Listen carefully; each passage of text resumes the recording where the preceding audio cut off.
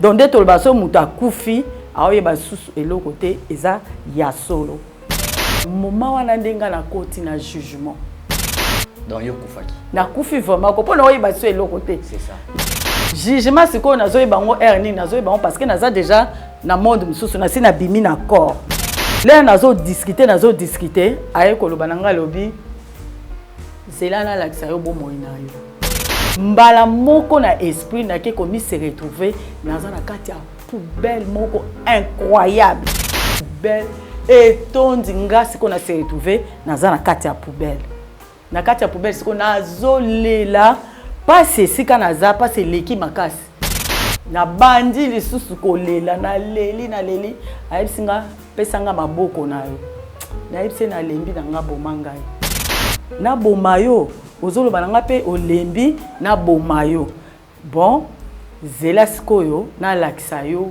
vi na yo banda obotamaki ti ndenge to osolola na yo awa eza toza na se ya moi ndenge mokili eza boyi toza na porte étroite toza na banzela mibale comme ezaki ama masumu ebimaki omona edetachaka na nzoto ebimi na kati ya nzoto ekomi kaina tu connais kaina mupepe wana siko ngana komaka ndenge wana naza na place te na la relaxinga bi omoni zela no bana okende yango siko zela na lakisa yo wana ezaki ni aye ko lakisanga kuna epana ye télévision eza ya munene donc ti ozolanda nga yeba a partir ya lelo yebisa mutu nyonso aza pembeni na yo olinga te tous nos péchés sont écrits sur un burin de fer.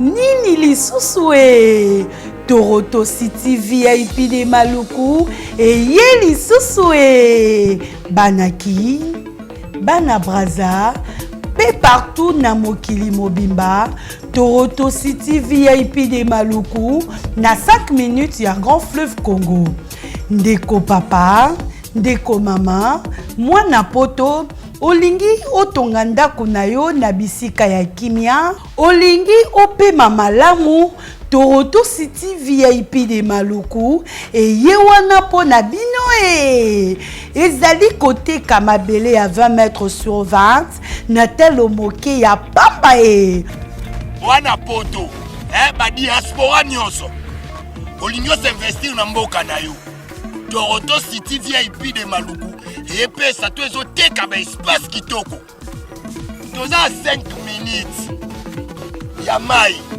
atuni tala lo bansa mutema toko koma place oza ndenge nini tolonga kolongwa place Lazare tiomo na presse to pasola nzela tala ngai muninga mbongo mukie mena vanika wana 20 sur 20 olingi oliambisi ba fruit na talo moke kimambango welela zwa mabele na yo na Toroto City VIP de Maluku tozali pembeni ya zone économique ya Maluku pe pembeni ya cité Vodacom pona ozwa esika na yo na Toroto City VIP de Maluku eza simple benga papa Willy Mafuta na numéro oyo +1 90 57 30 15 40 Toroto City VIP de Maluku esika esengeli pona moto nyonso apema na kimia Bana poto, venez voir Toronto City VIP de Maluku et vous allez être voisin de tout ça. Vous allez vivre tout ça. C'est formidable, c'est tout simplement formidable. Wow. La nostalgie reviendra quand le présent ne sera plus à la hauteur du passé. Merci pour cette confiance et la fidélité sur cette chaîne. Comme je dis toujours, une vie meilleure, une bonne vie, une vie douce, paisible, avant de l'avoir, il faut une tendance. Alors cette tendance-là, nous, on l'a choisie. C'est ici, sur Nouvelle Tendance TV. Merci pour cette confiance et la fidélité. Vous ne cessez jamais, alors jamais de nous donner sur cette chaîne. Merci à vous tous, vous nous suivez partout dans le monde. Pour cette confiance et la fidélité, plus de 166 000, comme j'ai dit, bientôt là, 167 000 abonnés. On vous demande de vous abonner alors très massivement sur cette chaîne. C'est pour la première fois que vous avez l'occasion de nous suivre sur cette chaîne. Juste en sautant 15 s'abonner, appuyer ou cliquer. Évidemment, il y aura une cloche qui va sortir, tu vas être la première à recevoir des notifications à chaque fois qu'il y aurait une émission en ligne. Appuyez sur la cloche pour ne rater aucune de nos émissions. Merci à vous tous. Merci à toute l'équipe des Nouvelles Tendances TV. Merci à Dipro. Merci à Jordan. Tout le monde. Hein? Gédéon, vous tous. Merci à mon frère Winer. Il est avec nous sur ce plateau. Merci à Alain Lélé, les coachs. Lélé Yaba Alain. Merci à toi. Et sans oublier à tous mes partenaires. Je salue Alpha Kiala. Mon Konzabana, lui, il est de nouveau parmi nous. Merci à lui. Merci à Kalo Boutique Pomba Swag, les guerriers à Bilamba. Merci à toi. Bon séjour depuis Ngwanzou. Merci aussi à les snipers Mokobe, les tueurs de la SAP, les tueurs des légendes, les guerriers Yabana Bumbu. Merci à toi. Les snipers Mokobe, comme il est dit toujours, c'est la taille, l'élégance et les moyens qui troublent et qui attirent plus. Batouana, donc merci à toi Sniper Mokobe et SKS, une héroïne dans l'ombre, a fait pleuvoir de l'argent comme des larmes. Merci, bon séjour à Kinshasa, je salue Aminata Nongala Bile, Yanri Nongala Yanzambe. Merci à toi Yabana Banda, Lévi Paye, nous les Ndalois, on t'a choisi. Merci à toi Lévi Paye, sans oublier Ferrand Vouvou. Et il y a des coups sous soif de servir les autres, réciprocité toujours. Voilà, aujourd'hui, notre deuxième numéro, deuxième partie avec cette dame, la servante de l'Éternel, Maman Caro. Vous avez réagi, vous avez écrit, alors vous avez attendu impatiemment ce deuxième numéro. Maman Caro est avec nous sur ce plateau. Il y avait quelques questions autour de qui Maman Caro Zakandumba, Zaraka Boye, elle était timide, mais comment elle peut arriver et à quoi avorter ses enfants? D'ailleurs, les jours-là, même mon père qui était avec nous sur ce plateau, on a vu maman avait publié une photo sur Facebook, avec je suis le Kambakoun, que je salue. Oui, vous avez un papa et tout, donc Maman Caro, même papa était étonné, mais voilà, une dame comme ça. C'est que nous tous, on a une histoire. Donc on a un passé. Alors aujourd'hui, on va continuer ce témoignage. Place ce que Komaki Moutouya Makasi. Et c'est un 6e avortement à maman. Complication ça mais alongoli na épée bien basali curtage bien terme même maman et mon tayebi basali pe curtage wana et tout et comme la maman la mukali société. On va continuer ça aujourd'hui avec maman Caro. Maman Caro, je vous dis bonjour. Bonjour papa Nangai, merci. Bonne santé. Santé ça va Nangolo ça va. Good na binzambe santé déranger baba c'est baba to rater les lotés. Gloire à Dieu, Zambasali. Amen. Vous êtes avec nous sur ces plateaux. Un mot dans votre sur Zakil Bakou et Hollanda première partie. Na sala introduction. Bon, genre, merci, vous êtes remercié. Moi, on a Yambi, on a chaîne. Ok, merci beaucoup, merci surtout pour la chaîne. Ouais. Nous avons appambé la chaîne, nous avons loba erdion, sokona, soki chaîne te, tokoki komona na te. Amen. Tokoki pe kolobate.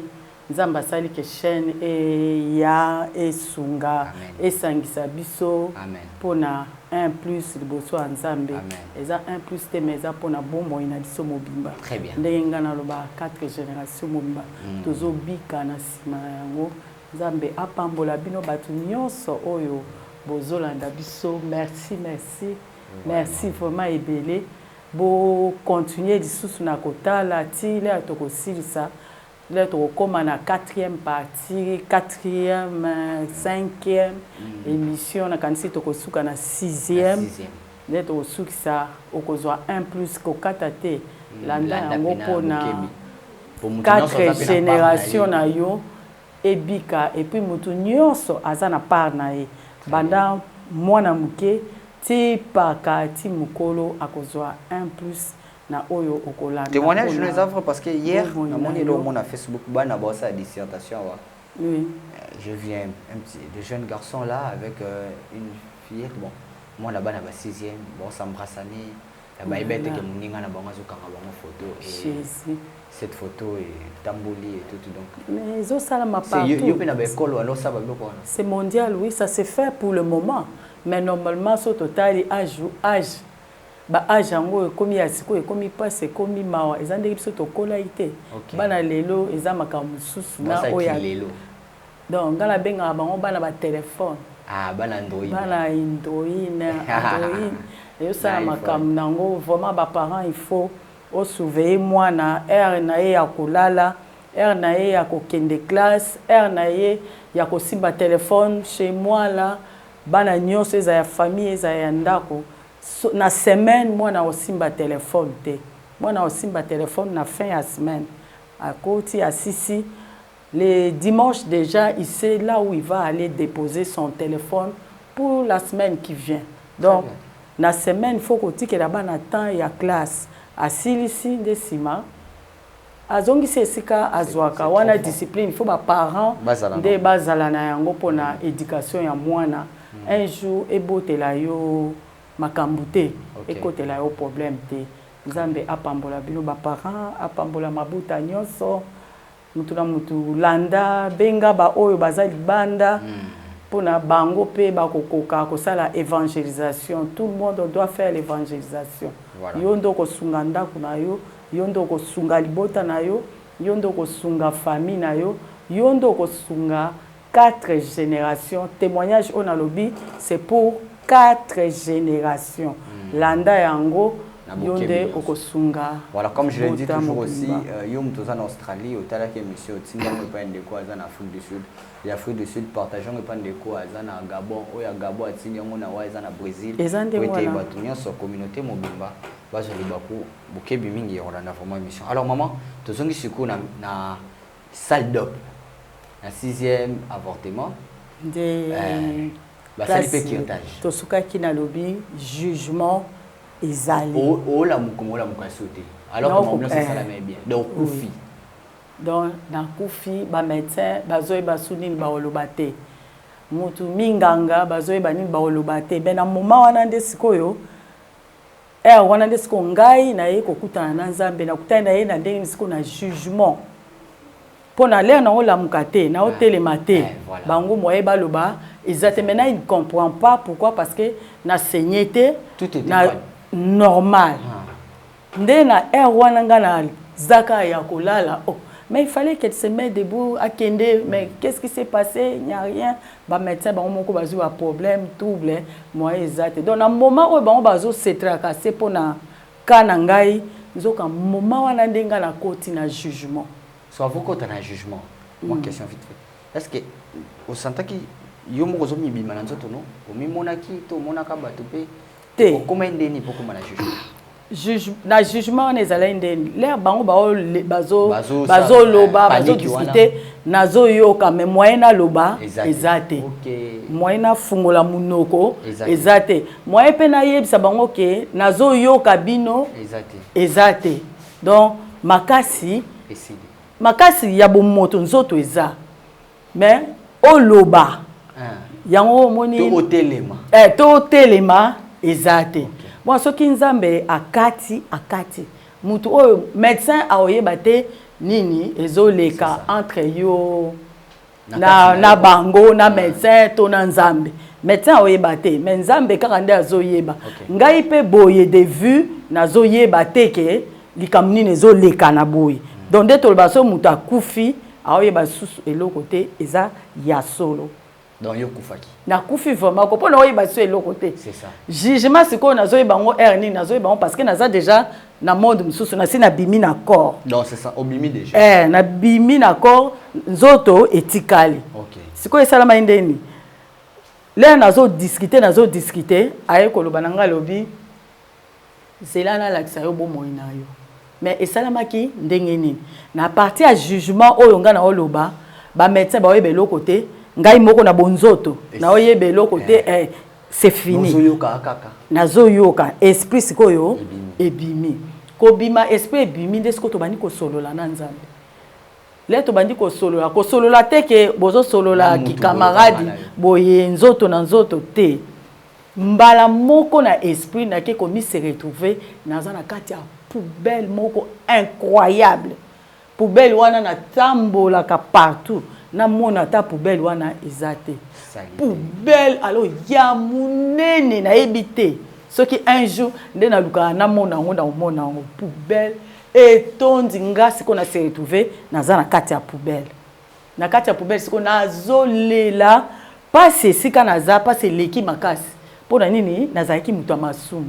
Passe na banjole na oka voix moko eye. Voix na ipsinga pesa ngai baboko na yo.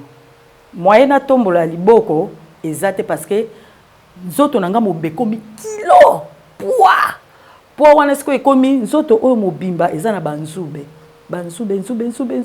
tina makolo à part un pomme de main na oya se makolo eza normal mais nzoto mobimba mutu nini moyo tombola pona kilo eleki na bandi kolela susu ndenge nazali na kati ya poubelle pasi eleki nini siko ezo sala pasi banzube kanisa siko soki lianzi moko ekoti yo pasi nini toyo kaka siko eza nzoto mobimba nzoto mobimba do poids eleki voix wana kaka ye mungongo ele yesu pesanga maboko na yo le aosenga nga maboko soki nasali effort na kotombola ka mukie le aosimba nga ka maboko nzoto oyo ya munene oyo ekota na nzela singa ya tonga ya donc neti omoni singa singa ekoti na libula tonga siko nzoto oyo ekoma élastique ekoti ebimi le ekobima olie banzube sili te nzube ezo continuer kaka na bandi lisusu kolela voye pour la 3e fois. Pesangai. Tango osengi liboko liboso okoti place wana. Là osimba nga boye. Okomi ro élastique mo. Na communauté élastique moko muke na koti na zela singa après nzoto na nge bimi banzube tikali. Sikoyo le banzube zo kota na nzela wana esinga. Le ba o tirenga. Le banzube ekota ozoyoka pasi oyo bando botama nanu yokite. Banzube wana siko eza ba masumu 3 fois. C'est qu'on a commis à 3e niveau, à Epsinga lisusu, pesanga maboko. Ole poubelle si là, banzube si là, banzube zo si là te. Na bandi lisusu kolela na leli, à Epsinga pesanga maboko na yo. Na Epsinga na lembi na nga bomangai. Abi hein? Olembi na bomayo, ozolo bananga pe olembi na bomayo. Bon, zela sikoyo na lakisa yo vi na yo. Banda obotamaki ti ndenge to solola na yo aw. Natali ka mutu ngo paseleki. Abi zela siko na lakisa yo. Le rabi na nga zela siko na lakisa yo vi na yo banda obotamaki ti jour na yo ya lelo. Natali ye abi bon zela. Ayi ko lakisa nga lobi yaka. Alobi na nga tala banzete nyonso na mokili. Izanga. Po nazaki vraiment na ebité na benga ngo soki nazaki ante mutu nyama vraiment alors nyama. Mais au contraire, j'étais chrétien à l'église. Nazo yemba, naza lectrice na kati ya église. Donc toza na batu pelelo akendaka na église azongaka mais ayebite nzambe vraiment azali. Donc ngasi ko nazali ndengwa. Ayisinga bizela na lakisa yo. Ala kisinga banzete ignorance kaka. Aye ko bananga zela na lakso mai. Ala kisinga mai abi moni mai. Nyoso zomona eza yanga. Elo benanga ka eloko te.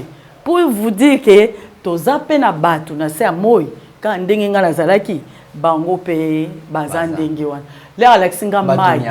Batu nyama. Alaksinga mai, alaksinga banzete, alaksinga mokili, alaksinga mokili ndenge sabo tala batu batondi na mokili. Nazo tala ka bon, nazo yebaka te. Alobi omoni yango yebi siko zela na lakisa yo vina yo mobimba. Ndenge obotami na ya lelo. Aye siko ko lakisanga. Wana banzube anaka na nzoto. Banzube siko na 3e niveau, banzube esili mais pasi qui na 3e banzube pasi Parce que quoi banaki nzela wana ona bana oleka babenga yango porte étroite. Eza toza na se a moi ndenge mokili eza boy. Toza na porte étroite, toza na banzela mibale. Toza na porte étroite, toza na porte large. OK. Porte étroite eza nzela wana ya muke onga na bana oleka. Oya banzube. Wana siko nzela ya malamu. Nzela ya malamu na sens nini? Otika mabe olanda nzambe.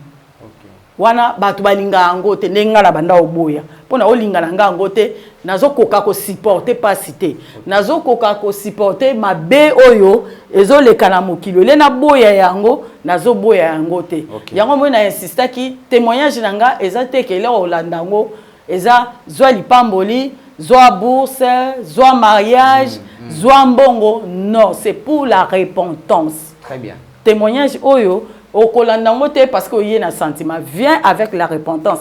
Kolandango te ke o na eko yo kambama karo to na eko tala mama karo non landa yango na esprit ya nzambe na kati na yo.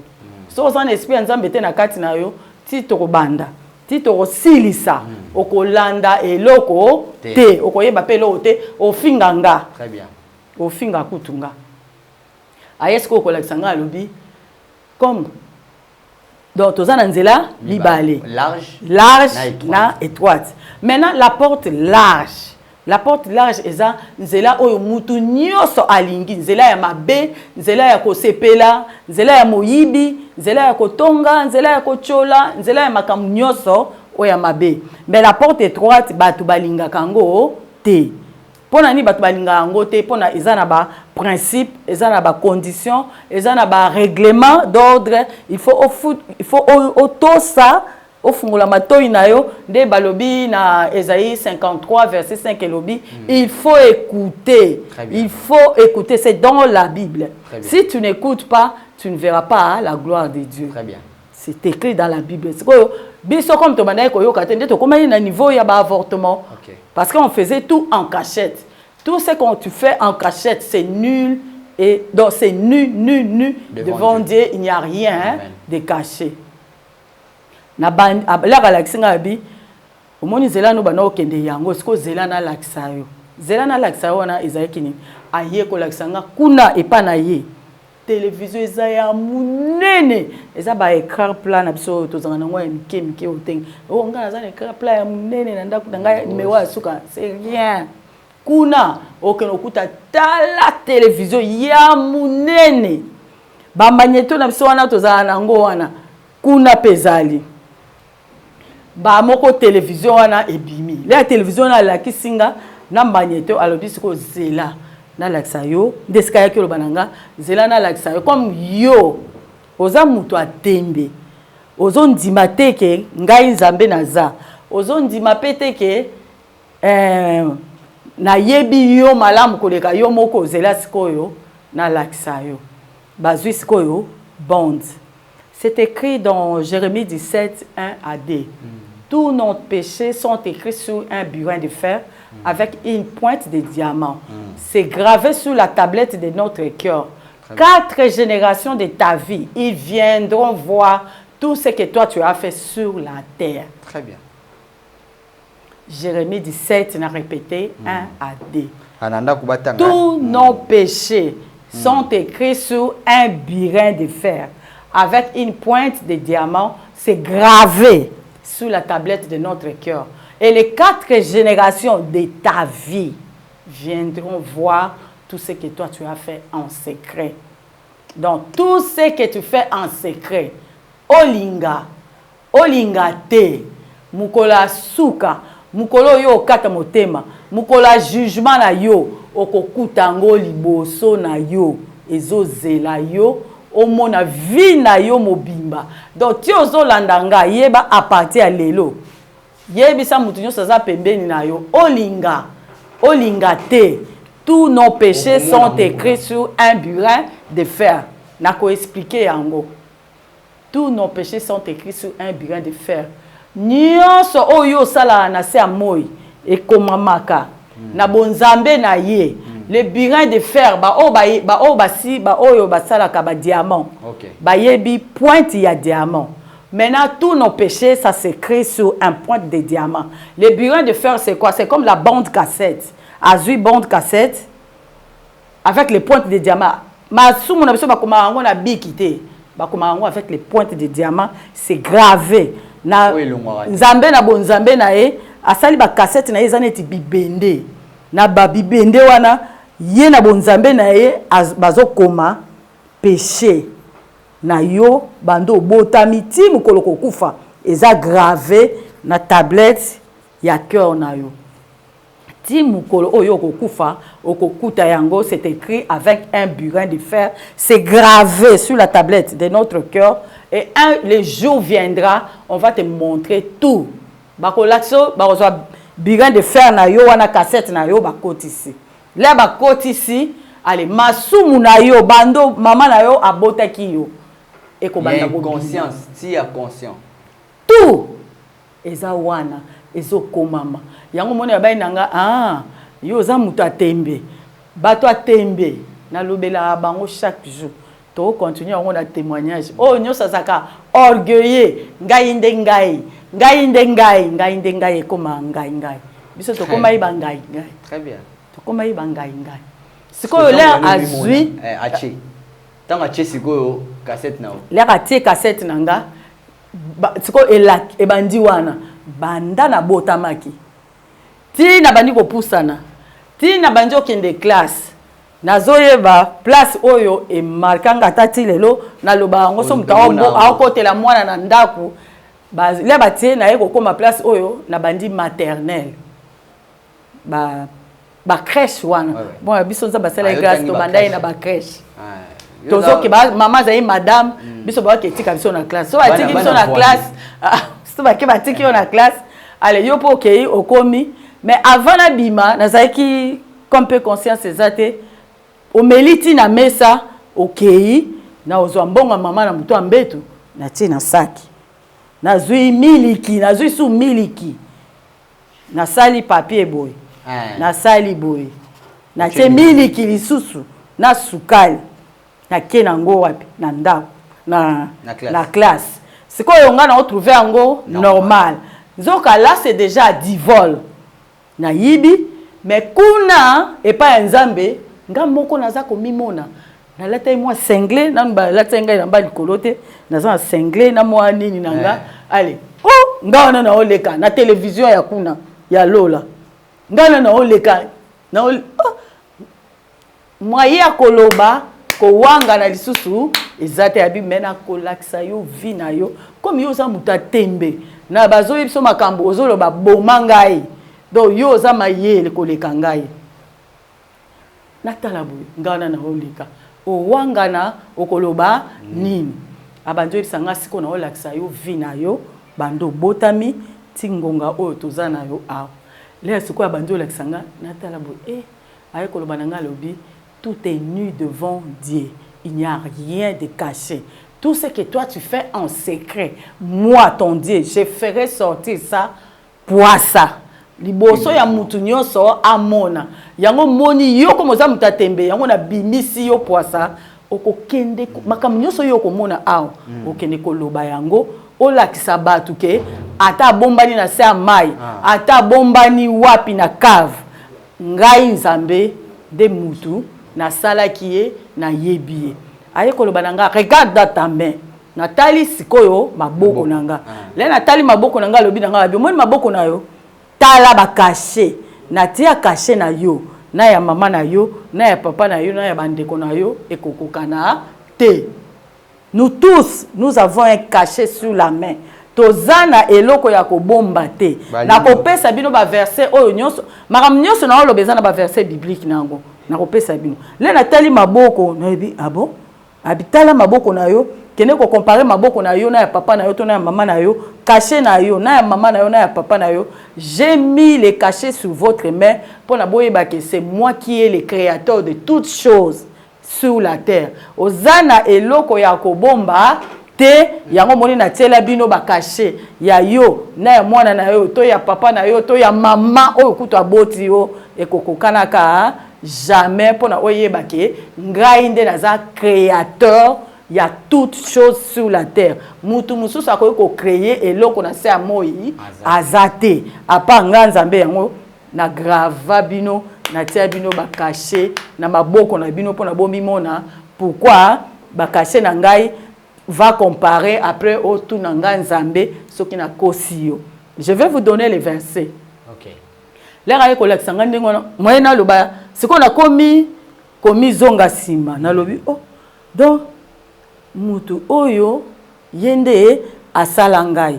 On a lobby, nous avons des hommes animaux et nous avons des hommes spirituels. Comme ngana zaki na homme animal, moyena yeba nene ya nzabe, moyena yeba makambo wana ezate, il fallait siko azongi sangai na kibo nzambe, abanda siko koloba na ngai, regarde mes cachets, regarde tout est nu, regarde. Alobi bon, na zonga mutu. Habitane ngo bana oyiba sukali na miliki. Ndeko bana ko salaboy. Alobi yo ndengo za wana banisiko kopesa nga vie nanga. Alobi yo ndengo za wana oza lolendo. Oh, na banisiko kotala e. Abi nanga yo za lolendo. Oza rappel lolendo. Na lebi naza lolendo ngaza lolendo te. Abi nanga oza lolendo. Ngabi na pesa abatu nyonso mbote. Naza mwana malamu kende na église tuna kaka mutu tel ba webiso aza mwana malamu na ise kende na quartier tuna ba webiso aza mwana malamu apesa ka batu mbote mwana malamu abimaka te azaka na kati ya ndaku boye abi non oza mwana mabe oza orgueilleuse na tout ce ko orgueilleuse naza nango eza ya ndenge ni ayebsinga yo oza na lolendo ya kati. Tu es orgueilleuse à l'intérieur. Le lendo na ya kati sikoyo ozala otalika mutu olobelo côté o saboter nyoso na kati. Tu l'ignores à l'intérieur. Na boyi na yebi pe valeur a mutu te mais boyo pe sepe mbote. Na ope sope mbote so pe na boyi na nga na tali oka na leki menzoka e pa nzambe eza mabe. Na yebi te na fanda na mutu bradi moi nga na fanda na oboy na kokate. Okay. Ma vie c'est dans la chambre. Okay. Na kola na katia chambre. Na bimi na chambre ko bima na na salon jamais okutanga na hôtel la télévision. Jamais. Zamba sala e grâce to na ba télévision ba chambre. Chaque chambre na air wana époque. Moi ba télévision na biso wana ba noir blanc wana. Ezaki na ba chambre. Tokoli pe ndenge wana ti lelo okende atuka epa ya mutu na mutu okuta mwa ya mike wana ezali abi omoni vi na yo ndenge ozalaki siko soki na bimi na chambre koleka na nga na salon eza pona bimamba moko ko bima na ki na ki église na ki classe camarade vraiment boye penza te na ki na ngi église na ki classe mais nzoka na ndenge naza wana naza hypocrite naza na makambo na nga na sala ya kuku ni mama ni mutu ni camarade na associé. J'étais vraiment fermé. Valeur ya mutu boye pona fanda na yo nazo kokate makamnyo se komeni nga pasi mais na préféré na sali yango na ndenge na nga na sisi na ndenge na nga mais okoyeba te abi oza hypocrite. Très bien. Et pas nzambe so moni mutu aza hypocrite alobaka te aza se confiera pas mutu te aza vraiment mobomi. Ndenge ngala za vraiment mobomi. Et na oboma nanya yebi. Na gouvernement congolais naza criminel. Ma place, je ne pouvais pas venir ici parler. Je ne pouvais pas rester comme ça, je dois être à prison Makala. Na mérité tanga sa batu, na mérité atamukete na lobali boso abatu. Na mérité ngo atamukete mawa nzambe. Quand il y a la grâce, il t'a préparé pour quelque chose. Olinga te melelo na mesani na komi atana place nazalai na Afrique hôtel nazalai so na fani na ba sentinelle na mabele omona na immeuble batu babimi oh makaro mais pourquoi toi tu restes comme ça nabi oh baza batu mais pourquoi parce que nzambe siko ayaki kokata ba makambo mususu oyo na bandai koyeba te mais na kibo moto boye ndenge nazalaki kibo moto nyama je ne pouvais pas faire ça. Les gens me disaient, mais tu comprends, moi, si on a il est là, il s'arrête, il parle avec les gens. Mais il beau son solano poigné. Oh, le bananga nini, to sale langa, nini, et l'autre côté. mais mawa ya nzambe lero aye kolakisa nga abi tala ndenge ozalaki orgueilleuse ya kati hypocrite oyebi valeur ya mutu te ozomona mutu neti ozomona ye te babini basemence ya mabe mais mpona semence wana esila efale ye moko nzambe epuis nayebisaka bato nayebisaka nzambe na bi nga nayebisaka bato nalobi soki nga nzambe akutana na ngai ye moko te nayebi te so na ngai na changer donc eza kaka mawa naloba yango esalaka nga mpasi omona mona waloba ngo na mai ya misufu ma boye na bi so nzambe akutana na nga te nayebi te so pasteur moko andaki parce que j'étais là dans une église permanente je suis choriste je fais tout je suis engagé tu lis la Bible mais mutu nyama mais bato bayebi nga mwana malamu so oza na mwana na ndako mwana nga oyo azala mwana malamu oyebi makambo asalaka te aza na makambo asalaka ya ccc yo mama yo papa oyebi te epuis na se ya moi boye koloba te ke oyo aza pinga oyo nde ngai jamais aza te okufa nzambe ayebisi nga bi tala papa oyo tala mama oyo bango mibale bafandi na kati ya église mais papa motema na ye ezobeta duku abima akende kotala makangu na ye mais mama afandi na papa na église ayebi te ke papa azokanisa nini na kati ya motema na ye mais baza mwasi na mobali mwasi na mobali alobi papa na mama epinga azalaka te papa Brady amen aza te amen c'est fort oyo andimi ça va oyo andimi te etalié mais moi je te dis pinga na se ya moi aza te apa nzambe apa nzambe o mwasi na nga pinga lokuta bozalaka nde boza wana tu peux connaître 80% mais 20% oui ato combien na 90 tika papa Brady j'ai l'expérience na mukio naza nango je ne fais pas de sentiments makambu na nga mobimba na préféré na sola na nzambe ndenge nzambe apabola sere na biso Eunice na lingaka ye invisible. Il faut aimer l'invisible de Dieu. Le visible, ça ne paye pas. C'est rien. Entre dans l'invisible. Visible, tout ce qui est visible, c'est passager. C'est passager. Mais tout ce qui est invisible, c'est Dieu, c'est la présence de Dieu à ton côté. Il faut rester avec l'invisible. Amen.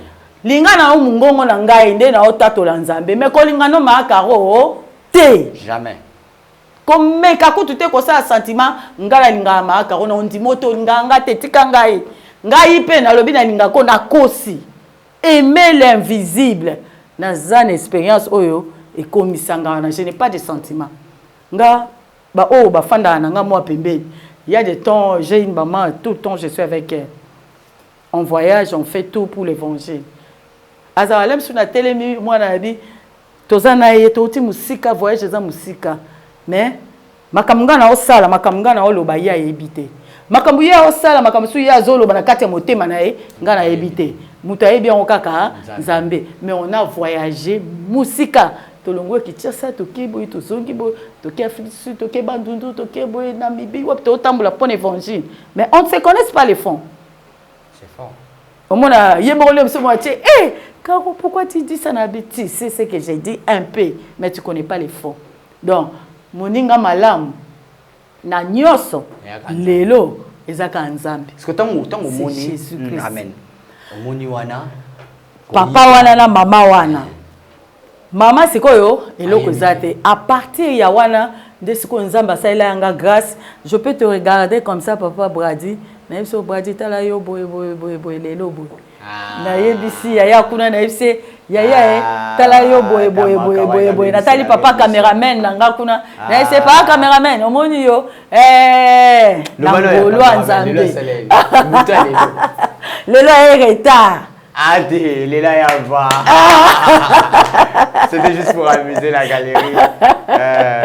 Omoni donc Nzambe a comment ça la grâce ndenge wana à partir ya wana aye kolakisa ngai lisusu alobi tala offrande na yo offrande na ngai na bana osala lelo na te lobi na otia te naza na nga mpe na mbongo eza na sac tableau kuna toza na tableau eza volonté na yo oyo yo kolinga kotia otie bakotuna yo te baogangela yo te eloko te abitala place na yo naza na place mosusu na te naza na place mosusu na tia te nazongi nango alobi nyonso na mpona alakisa yo ke ngai nzambe nayebi yo koleka yo aye koloba na ngai alobi lere bayaka na ndenge toyaka na baéglise soki ozoya na église balobi l'église commence à 9h il faut arriver à l'église à 9h parce que toza na ba ange oyo bayaka ko pointer so balobi soki bo confirmer na église ke à 8h ange azawana na 8h azo pointer papa boadi oye 8h maman Caro oye 10h etali yo et pas un nzambe ezoko mama tout est nu devant lui so mabeli neza so ye 10h so ye retard mais autant si mibe kwa nzambe ta il faut respecter les règlements d'ordre ya nzambe il faut respecter ordre ya nzambe est-ce que ça na mutu bozo tosa ya mokili mais ya nzambe bo tosa te elobini il y a des principes aussi chez lui il y a de l'ordre aussi chez Dieu il faut ce que tosa yango na pesa bino ka verset o ya porte étroite bino bo tanga na ndako na ebité Matthieu 7 13 à 14 tanga Matthieu 13 à 14 Matthieu chapitre 13 Matthieu 7 Matthieu 7 hein 7 oui 13 à 14 à 14 voilà je lis le nom du Seigneur entrez par la porte étroite car large est la porte spacieux est le chemin qui mène à la perdition il y en a beaucoup qui entrent par là mais étroite est la porte resserrée le chemin qui mène à la vie il y en a peu qui les trouvent.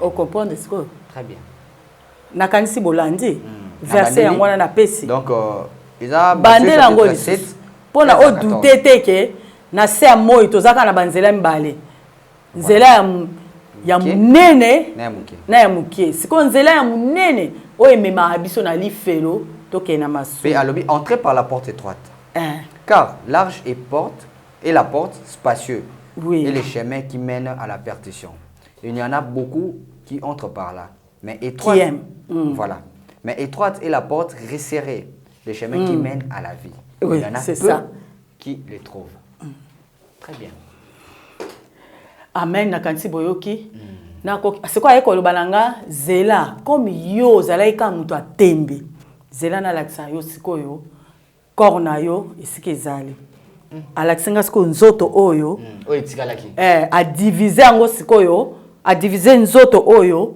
en 3 mukolo oyo ebembe na biso elalaka lero yoki o mutu wana akomi ebembe ndeko na biso akufi esalamaka ndengeni akabolaka nzoto na biso na 3 parties bolanda nga bien alobi corps na ngai alakisi ngai corps na nga alobi tala corps na yo yango yo likolo ya mbetu ya hôpital âme na ngai âme eza nini omonde na osala boye c'est l'âme soki âme eza te na ko bouger te corps eza nini elali esprit na ngai sikoyo comme ebimaki esprit na ngai nde sikoyo tokoma ekosolola ngai na ye mona makambo nyonso tosolola ngai na ye makambo nyonso tu pardon âme sikoyo ya ngai ezalaki ya masumu comme ezalaki âme masumu ebimaki omona edetachaka na nzoto oyo ebimi na kati ya nzoto ekomi kaina tu connais kaina mupepe wana sikoyo ngai nakomaka ndenge wana naza na place te nakomi neti mutu aliboma aza bien yango naloba konéglige mutu aliboma te na balabala mutu aliboma aza bien yanga ekomi mupepe ezokende pu eza na place te ekomi oyenga eza na place te parce que mukolo wana ezalaki te mukolo oyo bato ebele baza na se ya moi mukolo wana eza teke mukolo ne akufi batelengana parce que c'est pas son jour aozelati mukolo oyo nzambe aobongisa Mais ça ba tu peux ba mona ata mona nzela ndeti maka ko bo moni pe exprime to ame moko boye oui ezali nzamba fungolo miso oui et ça la maebele nazana mususu au moins l'aime mususu mutu azana kati ya voiture azaka squelette à pamba azaka squelette na kati ya mutuka azokende mais aza mutu te et puis voiture wana eza voiture te c'est un carton un plastique bilo moboye mais azotambola nango yo ozomone mutu mais aza mutu te ezali ça c'est vrai je confirme OK eza ya solo sikoyo landa awa vraiment bozala attentif pour na Hollanda le corps ça se divise en 3 parties corps etikali âme nanga ekomi kaina ezo yenga eza en place te esprit nanga kaka nde azalaki nango besoin azalaki nango besoin pona nini azali nango besoin pona nde na oloba lelo esala lisusu musala ndenge na komi koganga sikoyo esala mai ndenge nini corps elali esprit na maboko na ye l'air na aye kolekisa nga bitala esprit na yo yango to solola âme na yo eza wapi ezo telingana corps na yo yango wana alobi tala sikoyo mama na yo mama zalaka na ndako na tika mama malade abitala mama na yo sika za na porte ndako abimia zo mpepe elle faisait asthme moi mpepe wana tala mama na yo sikoyo akomo yebisanga siko bazo corps na yo wana bakene kotikela mama na yo mais yo awa ozana jugement mama na yo ye wana na porte ndaku tala ye wana fandi nazo mona pe mama siko na yo ki passe na bi bakene o na te siko na komo boya asenti ke na komo yo ka passe na komo yo ka mawa bakene tikela mama na nga corps esimba te lesko asali bo nde omoni ezaka soki tozana soki mutakufi omona ebembe ya ndeko na biso eza na morgue effectivement ebembe eza na morgue mais âme na ye eza wapi âme na ye eza âme ya malamu to eza âme ya mabe boko comprendre na sima yango na lobi il faut vraiment kolanda témoignage attentif pona ekosunga yo 4 générations na yo okoyeba ndenge nini okosala leso kwa bi âme na yo yango wana ezotelingana sikoyo pe moyena zongisela yo biloko wana misatu ezate na kolakisa yo kenga na za nzambe pona yo za mutatembe ozolo balanga bomanga ina lembi na oboma yo te mais na kolakisa yo makamnyoso omona pona un jour et sauver yo siko ko sauver na bana oyeba te ke soki na kozonga to soki na kozonga te nde pe na zala kuna idée ya kozonga pe zala nango lisusu te bien sûr na zala na ninga su awate na yebiso pourquoi na ninga su awa za salité makasi pa boati nde tozabo toza salité Kinshasa mais photo Kinshasa te mokili mobimba très sale trop sale on a des péchés. Très bien, merci beaucoup maman, je pense qu'on doit se limiter par ici vu le temps aussi et puis oui na Kinshasa na biso mo yebine zala donc Kinshasa te mokili mobimba papa le monde entier nous sommes malades. Nous sommes malades le monde entier. Canada. Tika Canada ndeni ni papa na ngai. Milimo eza na Canada. Yo yebi milimo wana eza nini? Esala nini? OK. Milimo wana ya Canada esala nini? Milimo eza na États-Unis. Milimo nyoso ya 5 continents esalaka nini? Très bien, c'est fort. Esalaka nini? Donc oboyi siko ba ko tika nzoto. Et pas maman.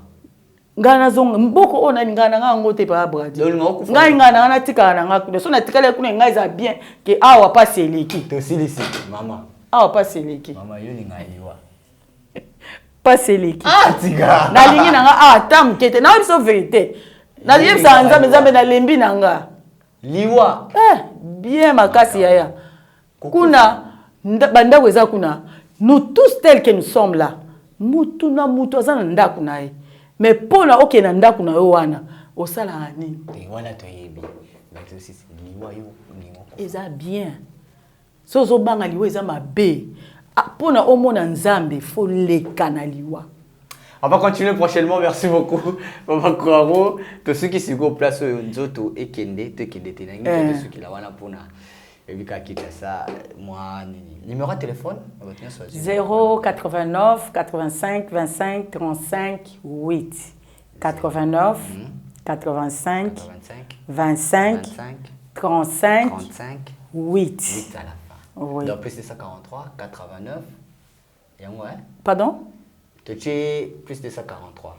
Oui. Après. 89 85 25 35 8. 8 à la fin. Donc, 5 et puis 8 en dessous. Merci beaucoup, Maman Caro, de répondre toujours à notre invitation. Nzambe apambola bino bo partager pour na milimo ebika. Amen. Voilà, on se chaîne na biso botikate. Obligatoire, abonnez-vous très massivement sur cette chaîne La Nouvelle Tendance TV. Merci beaucoup, Maman Caro. Merci beaucoup. Voilà, on se retrouve prochainement pour un nouveau numéro. Je sais que vous êtes impatients. Est-ce que nous autres qui n'est pas maman kuna? Est-ce que comme elle va checker la manque? Est-ce que parce qu'elle n'est pas aussi n'importe qui, elle vient d'une famille de Voandou, de Balobaka. Donc Deuxième République, on connaissait déjà la famille et voilà, elle-même aussi travaille à la présidence. Il y a le président Monsieur le Feu, Maréchal Mobutu. Merci beaucoup, Maman Caro. On se retrouve prochainement pour un nouveau numéro. Restez toujours connectés sur cette chaîne. Après moi ici, comme je dis toujours, c'est le coach Alain Delé. Au revoir.